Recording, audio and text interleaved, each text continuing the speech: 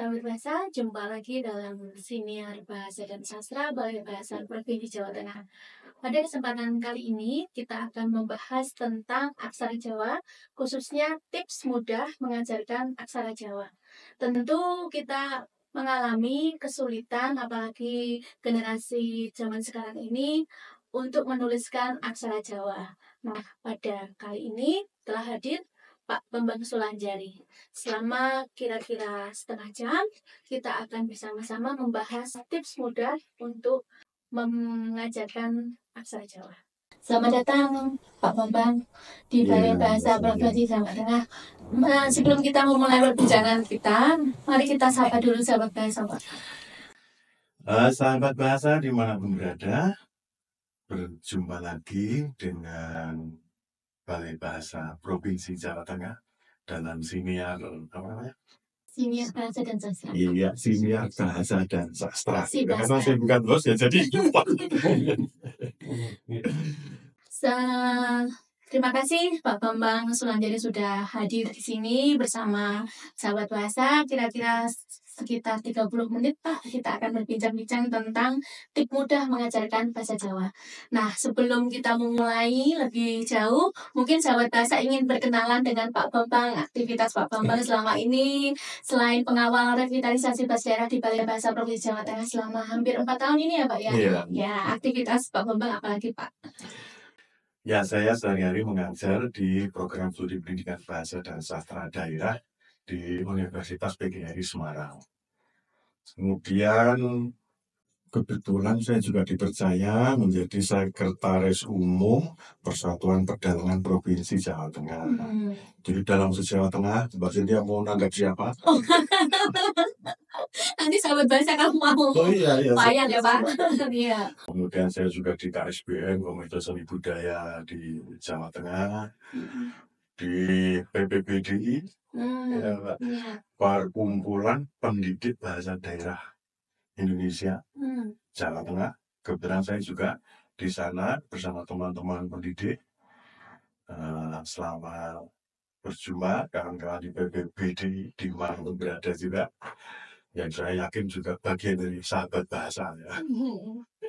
Saya juga ditunjuk sebagai Dewan Penasehat.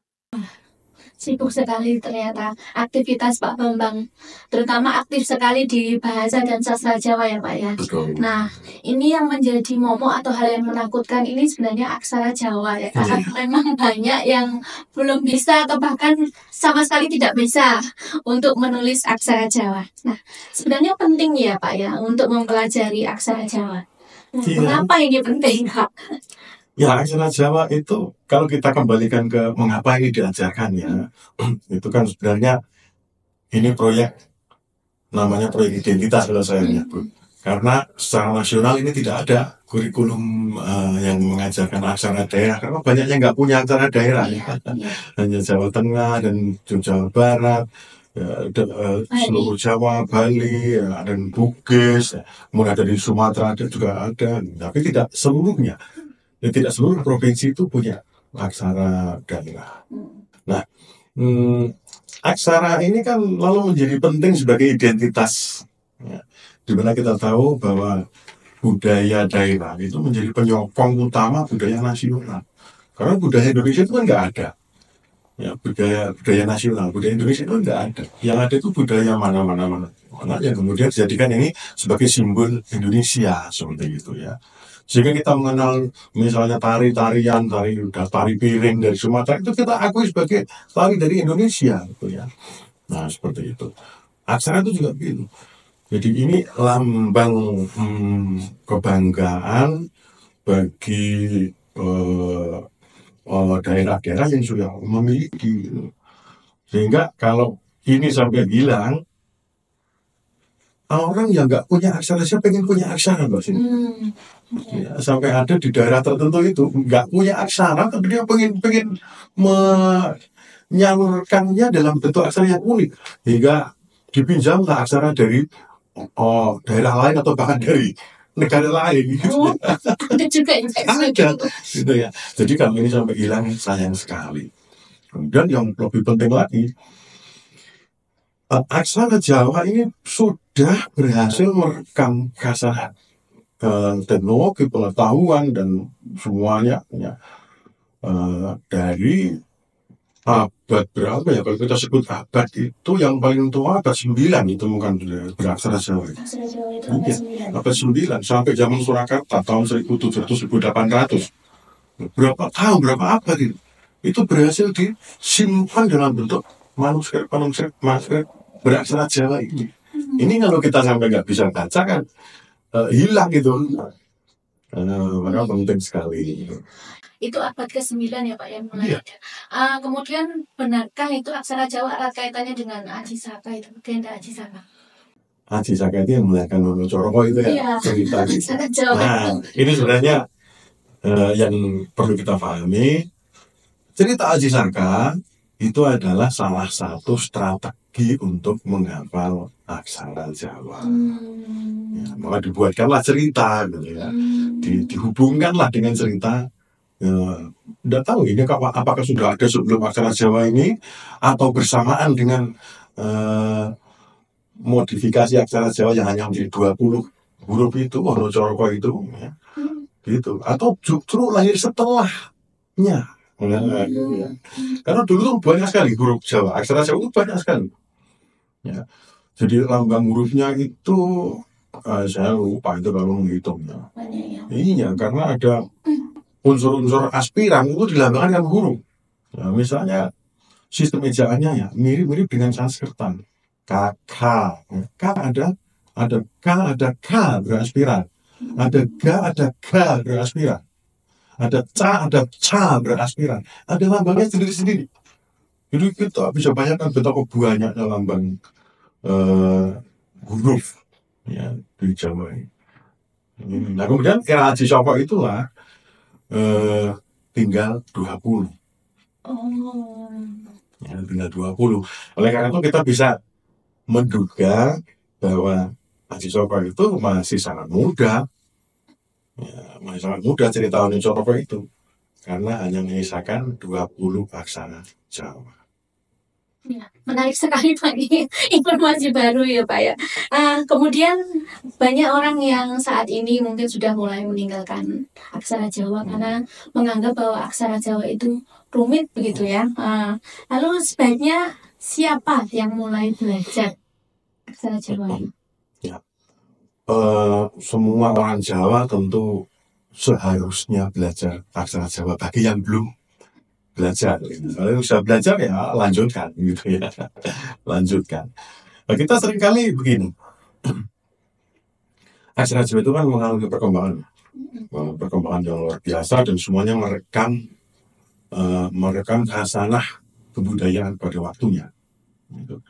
Nah, kadang-kadang kita terbelenggu pada misalnya aksara Jawa yang mana yang harus kita lestarikan ini. Iya. Ini yang mana? Nah, tentu kita lihat kepentingannya. Kalau saya, kepentingannya lebih dari sekedar menulis sebenarnya, tapi lebih ke membaca. Ya.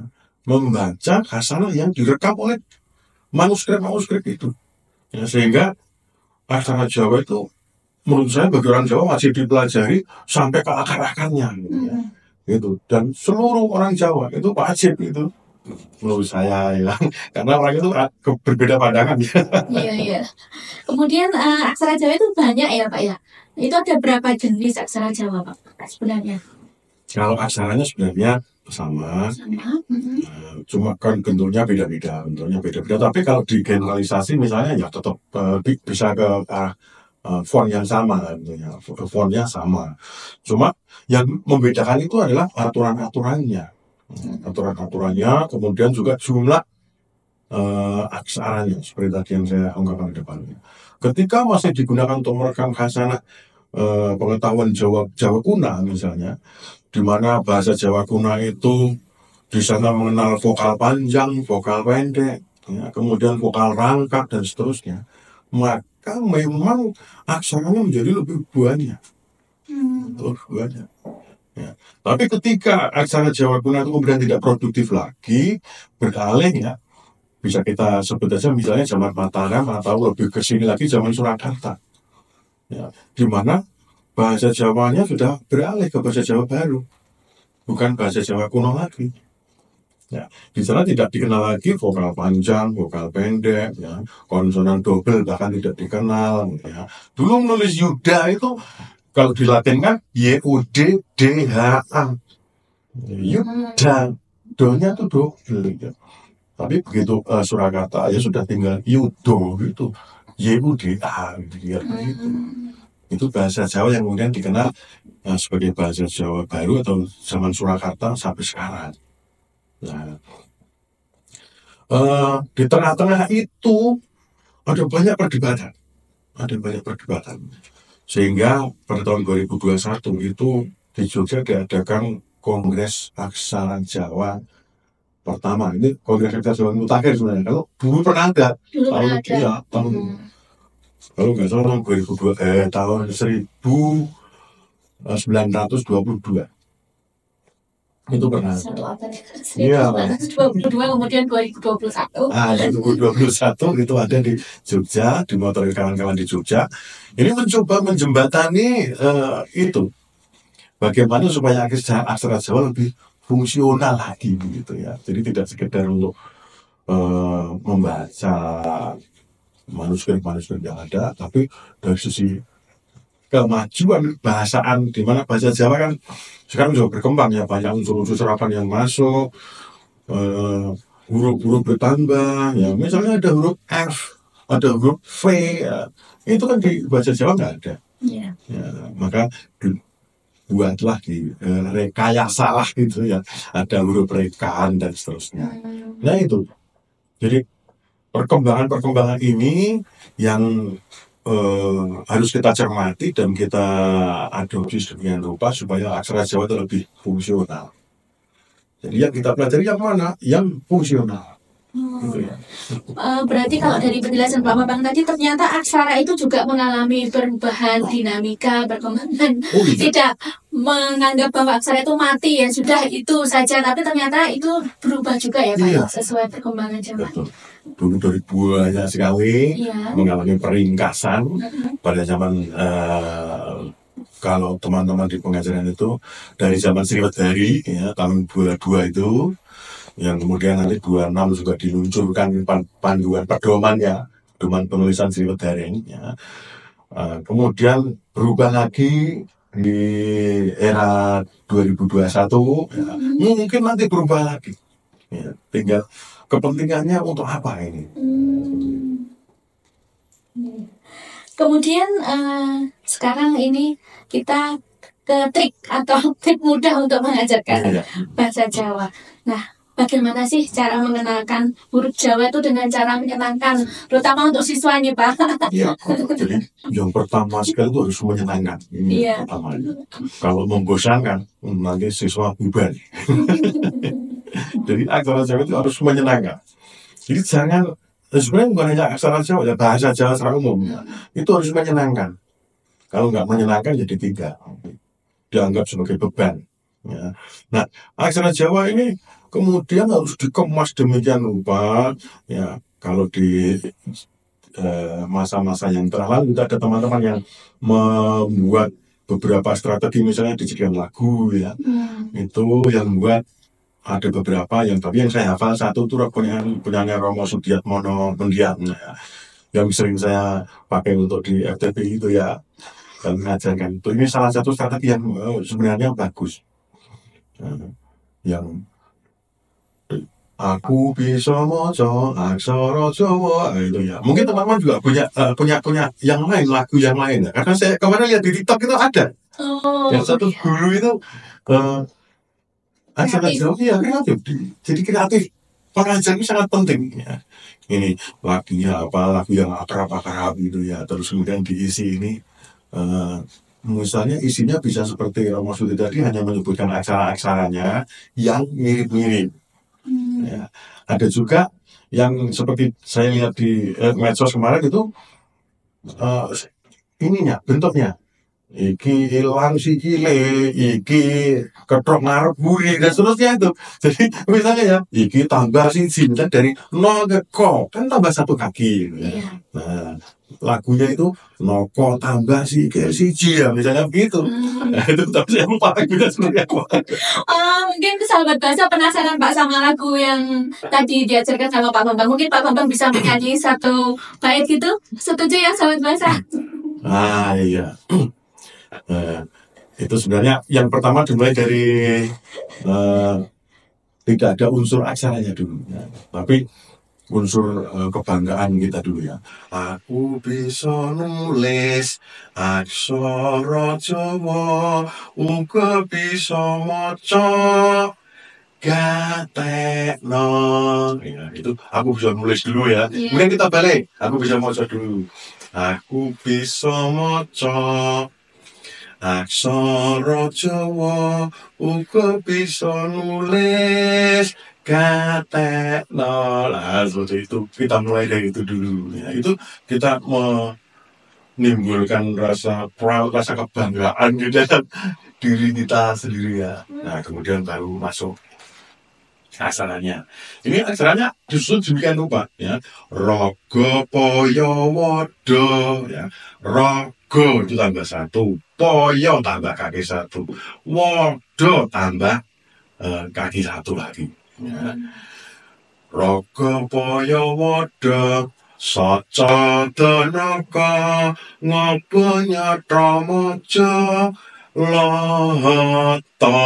Nah, ini dari sini kalau kita analisis bentuk hurufnya ya ini unik ya. Misalnya saca danaka, saca do, ini kan hanya dibolak balik cucuknya yang dikasih dan seterusnya gitu ya. Nah, ini sebenarnya peluang untuk teman-teman pengajar mencari strategi demikian rupa sehingga bentuk ya, kita akan aksara Jawa itu intinya adalah device ya, devices ya. Maka seorang teman pernah membuat juga cara menghafalnya itu disebut dengan strategi mnemonic device. Bagaimana itu Pak? Menghafal bentuk. Iya, seperti lagunya Romo Sededi, menghafal bentuk. Ini bentuk yang bertambah kaki satu. Ya, apa saja ya. Noko, kemudian apa? Po, ho, misalnya seperti itu. Ini tambah kaki satu. Kemudian yang dibalik itu misalnya so sama do, itu kan cuma dibalik minor begini ya. So sama do dan seterusnya. Itu bentuk kan.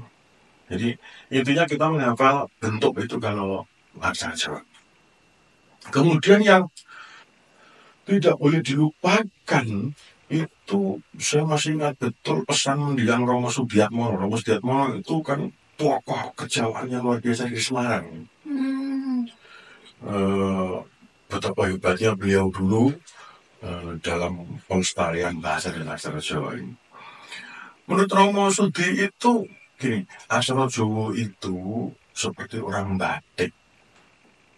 Jadi proses menulisnya sendiri ini ada apa? Seninya gitu ya Pak. Bukan seni, tapi ini membentuk pentas. Ya, ketelatenan, ya, terusnya kerapian dan seterusnya. Seperti orang batik, ya. Maka yang pertama kali meskipun sudah ada teknologi IT yang ada font aksara Jawanya, pertama kali sudah diajarkan dengan tulis tangan. Gitu. Ya. Dan pasti aksara Jawa itu mulainya pasti dari bawah. Ada filosofinya sendiri. Jadi mulai aksara Jawa itu jangan dari atas seperti Latin, seret gitu ya, tapi dari bawah, seret baru melengkung ya, gitu. Jadi penuh dengan lengkungan, penuh dengan ada cocoknya gitu loh. Jadi mirip sekali memang dengan orang batik gitu ya. Nah, ada filosofinya sendiri. Ini yang paling penting. Sehingga strategi apapun yang diterapkan jangan dilupakan menulis gitu ya, itu. Saya sambil lihat Pak Bambang ini pikiran saya sambil membayangkan aksara Jawa. Ini sekali. Iya. Tadi Kayaknya menarik gitu ya, Pak ya. Mesti sahabat bahasa tuh juga sambil mendengarkan Pak Bambang dalam pikirannya itu membayangkan aksara Jawa itu. harus. Ya, kemudian tadi ya Pak, mengenalkan huruf Jawa itu harus caranya menyenangkan. Mungkin bisa menggunakan media visual. Nah, sekarang ini ada nggak Pak aplikasi atau video yang untuk memperlihatkan bentuk aksara Jawa? Banyak sekali di aplikasi Android, banyak sekali di YouTube, banyak sekali tentang aksara Jawa ini. Sehingga saya sendiri mau buat itu, untuk apa? Sudah banyak sekali. Teman-teman sebenarnya mendorong saya untuk coba Pak di YouTube kan itu. Saya baru mencari formula supaya kalau saya buat YouTube tentang aksara Jawa ini berbeda dengan konten-konten yang lain, gitu ya. Sehingga nanti ada pembedanya.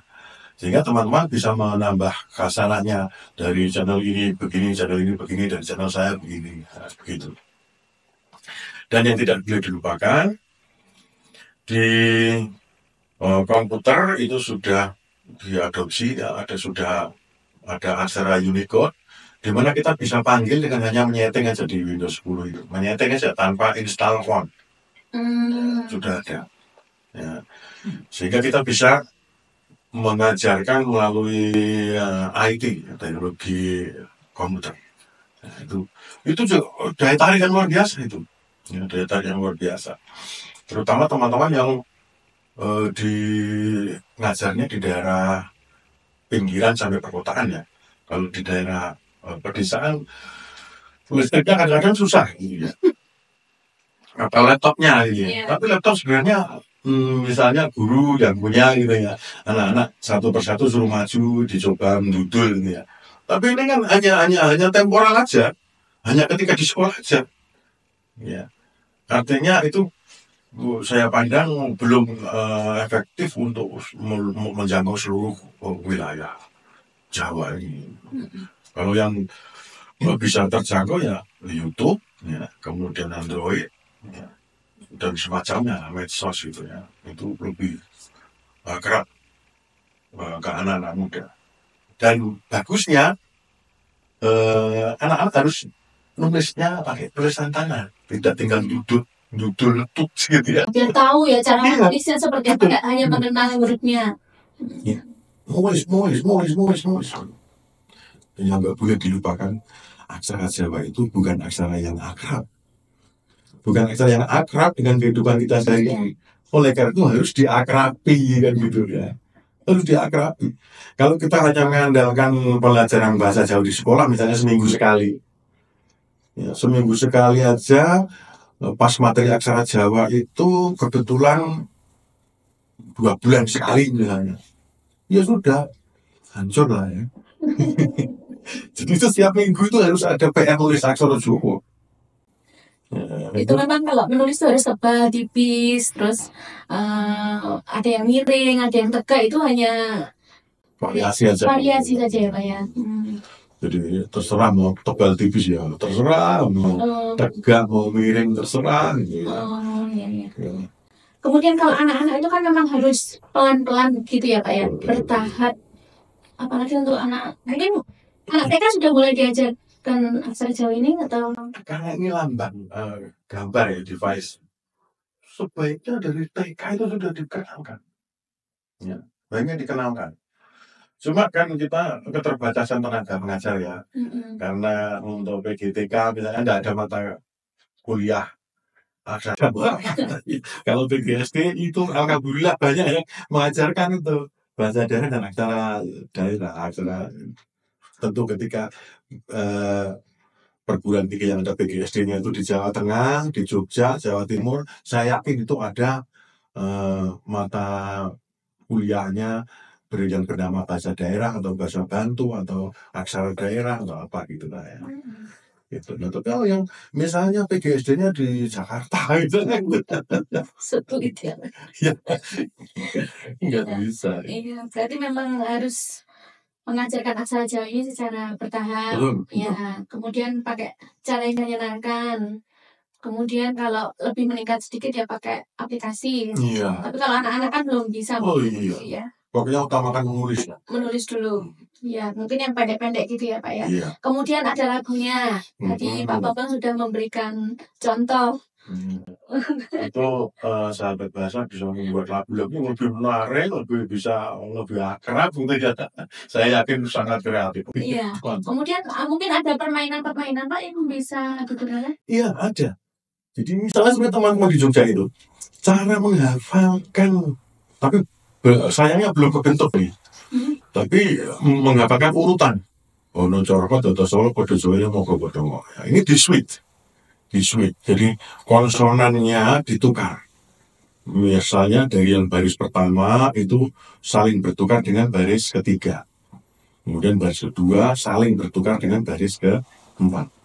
Ya. Maka melahirkan bahasa wali Anglo di Jogja ini sangat terkenal ya. Misalnya kata poya ho dak gitu ya. Poya ho dak itu, poya itu po. Po itu kan ono cerko podo joyo po ya. Po ya. Baris kedua. Ini nanti saling sulit dengan baris keempat berarti. Nah, gitu ya. Poya ho misalnya kayak baris ketiga po itu ya. Kemudian itu dari ho. Ho sama po ya. Kan ono coroko dodo solo podo joyo ya. Po ini sulit dengan baris pertama ho. Poya maka ini o. Nah iyo itu ono coroko dodo solo podo joyo baris ketiga juga. Maka dengan baris ke pertama huruf sebelum terakhir ono coro ya. Iyo ro kan saling bertukar. Poya ini orang. Nah gitu. Lalu Bapak poya apa? Poya ho. Apa itu? Ho, kalau po tadi ditukar dengan ho, kalau ho berarti ditukar dengan po. Ho berarti popo. Gitu. Oh ya, popo apa tadi Pak? Poya ho. Orang popo. Oh ya, itu bisa bahasa sandi juga ya Pak ya? Iya, itu jadi Tidak bahasa semua orang tahu. Poya lo segidap. Apa itu? Kurang ngerti mas. Nyoteng, hiring dap. Nyoteng itu gue ya, hiring itu piye. Hiring dap, piye mas. Gitu ya. Nah ini sering untuk bahan guyon saya. Nah, dap itu kan mas. Nah kalau orang Jogja tahu, dap itu asalnya dari mas. Mas itu cowok. Lah orang luar Jogja mau ikut-ikutan gitu ya. Sama cewek juga dap. Berarti kan cewek apa Pak? Lah ya apa mbak gitu ya. Tinggal tukar aja gitu. Oh jadi apa itu? Lagi di Jogja ya Pak ya itu jawaban seperti itu. Karena saya dari Jogja. Oh di Semarang itu ada Pak. Abang. Di Semarang itu lebih rumit lagi. Gimana Pak? Bukan satu suite dengan 3, tapi satu suite dengan 4, 2 suite dengan 3. Faktor kesulitan itu tinggi. Oh. Ya, ini Semarang tua yang paham nih. Kalau yang muda-muda sudah hilang nih paham. Ya. Saya susah sekali ketika saya sudah terpola di Jogja 1, 3, 2, 4. Ini 1, 4, 2, 3. Pengen lain sama yang Jogja makanya menciptakan seperti itu biar nggak kembar gitu. Iya. Permainan seperti ini kalau dikembangkan ya sangat menarik, ya, menantang. Menantang ya. Mungkin habis ini sahabat bahasa sama-sama berkreasi menciptakan permainan sama lagu baru untuk aksara Jawa gitu Pak. Kemudian kita juga harus ini ya Pak ya, menulis aksara Jawa ini harus ditekankan karena bentuk garisnya, kemudian bentuk lengkungnya, kemudian bentuk cucuknya, ini kan juga ada makna filosofisnya. Iya. Nah, ada. Kira-kira apa Pak makna filosofis biar sahabat bahasa lebih mengenal, kemudian lebih ternyata ada toh nilai-nilai kearifan lokal Iya. kita. Secara umum ya, yang sering dikaitkan dengan nilai filosofis itu wong Jawa ini di pangku mati. Nah gitu ya. Artinya kesombongan orang Jawa itu habis ketika di pangku ya, seperti aksaranya. Aksara Jawa itu kalau dikasih pangkon di pangku ya, itu mati hurufnya, konsonannya jadi mati. Itu salah satu filosofinya. Nah sebenarnya Kalau kita lebih ke dalam lagi, seperti apa yang disampaikan oleh Mendiang Romo Sudiatmono, ya, bahwa itu seperti batik. Orang batik itu membentuk kepribadian. Nah, ketika kita menulis aksara Jawa, dan menulis aksara itu nggak bisa cepat. Ya, secepat-cepatnya menulis aksara Jawa itu tidak seperti nulis Latin, ya. Tidak seperti nulis Arab juga. Arab bisa cepat, Latin apalagi lebih cepat. Jawa itu tidak bisa. Ya, tetap mikir. Nah, kadang-kadang kita tuh kelewatan. Misalnya konsonan O, ya, itu kan harus paling-paling. Palingnya itu di depan hurufnya. Nah, kadang-kadang kita belum nulis palingnya, sudah hurufnya kita tulis. Waduh, palingnya nggak tempatnya nggak cukup. Sesengkan kecil. Nah, itu jadi nulis aksara Jawa itu seperti itu. Nggak bisa kita cepat sekali seperti nulis Latin. Ya. Ya. Jadi nilai kesabarannya, nilai bagaimana membentuk keindahan ini, ya, ini menurut Romo Sudi, meskipun belum ada penelitian yang beda, Iya. ini sangat berpengaruh pada kejiwaan. Ya. Nah, kalau sudah kejiwaan anak terpengaruh, ya, itu nanti sepanjang hidup akan terbawa. Ini sebenarnya kuncinya. Oleh karena itu, eh, kekayaan ini, ya, kekayaan yang intangible ini jangan sampai hilang. Sudah aksaranya hilang, intensibelnya sudah hilang. Nah, ini gimana ya?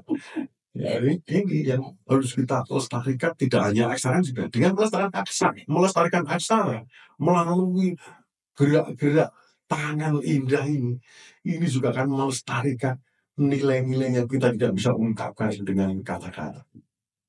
Nah, seperti itu, Mbak, kira-kira. Kalau untuk pelatihan menulis aksara Jawa atau komunitas-komunitas khusus untuk menulis aksara Jawa itu ada? Ada banyak teman-teman pegiat aksara Jawa itu.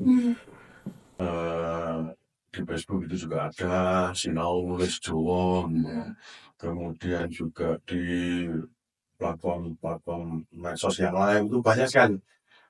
Belum yang komunitas-komunitas real yang bukan layar, ya, itu banyak sekali kawan-kawan yang berusaha untuk bagaimana menghidupkan aksara Jawa ini menjadi sesuatu yang fungsional, yang semua orang bisa paham, bisa tahu, gitu. Jadi fungsinya nanti kita kembalikan tidak hanya fungsi grafis, ya, untuk nyetak kaos atau apa gitu, ya. Tapi benar-benar ini berfungsi sebagai komunikasi. Meskipun ini juga banyak sekali yang nggak sependapat. Mana mungkin aksara Jawa jadikan alat komunikasi, ya. Nggak mungkin, itu namanya mundur. Kita ini sudah sampai maju sekian, masa mau mundur lagi, ya, gitu, ya. Tapi ya, ini sekali lagi proyeknya adalah proyek identitas, proyek kebanggaan kita sebagai orang Jawa yang punya aksara sendiri. Oleh karena itu saya ajak, mari semuanya kita ikut melestarikan aksara Jawa ini. Udah nggak usah bicara benar salah, ya, nggak usah bicara aturan yang mana yang dipakai, pokoknya pakai gitu, ya. Nanti itu di belakang itu aturan-aturan dan lain sebagainya itu, begitu. Ya, semoga sahabat bahasa semakin bersemangat ya, Kak. Pesan terakhir, Pak, untuk sahabat bahasa, khususnya bagaimana tips mudah itu singkatnya bagaimana mengajarkan aksara Jawa? Sebenarnya tidak ada sesuatu yang mudah kalau nggak dijalani, ya. Sahabat bahasa bisa menggunakan trik-trik seperti yang tadi saya sebutkan, tetapi saya juga percaya bahwa sahabat bahasa, terutama para pegiat aksara Jawa, ini tidak kekurangan cara, tidak kekurangan strategi untuk menyampaikan aksara Jawa ini menjadi sebuah pelajaran yang menarik, sehingga siswa atau peserta didik atau apapun namanya itu menjadi lebih bersemangat untuk lebih giat lagi belajar. Kemudian jangan dilupakan tadi, aksara Jawa itu bukan aksara yang akrab dengan kita, ya. Oleh karena itu perlu dan harus kita akrabi, ya. Tampilkan sesering mungkin ajarkan sesering mungkin, ya. Jangan terbelenggu dengan materi di kurikulum misalnya ya. Gunakan itu untuk apresiasi, gunakan untuk pendahuluan atau penutup misalnya begitu. Tapi acara Jawa tetap harus hadir sesering mungkin. Karena hanya dengan melihat, mendengar sesering mungkin itu, siswa akan lebih cepat menghafal, lebih cepat mencerna pelajaran itu. Nah, saya kira seperti itu Pak Sinja. Iya. Terima kasih Pak Bambang, menarik sekali pembicaraan Pak Bambang. Saya sampai terpana melihat Pak Bambang kan mendengar penjelasan Pak Bambang ini. Semoga sahabat bahasa setelah ini tertarik, penasaran gitu ya Pak ya Iya, dengan harapan saya juga aksara begitu. Jawa. Kemudian misalnya nanti mau belajar aksara Jawa lebih intens lagi, mungkin bisa menghubungi Pak Bambang Sulanjari atau Siap. mungkin Pak Bambang punya komunitas menulis aksara Jawa Pak. Mungkin nanti sahabat bahasa mau berkonsultasi atau mudoroso tentang aksara Jawa, Pak Bambang pasti akan siap membantu ya Pak Siap, ya. iya, Iya. siap. Ya, terima kasih sahabat bahasa yang telah membersamai kami selama setengah jam. Semoga sahabat bahasa semakin bersemangat untuk melestarikan bahasa daerah.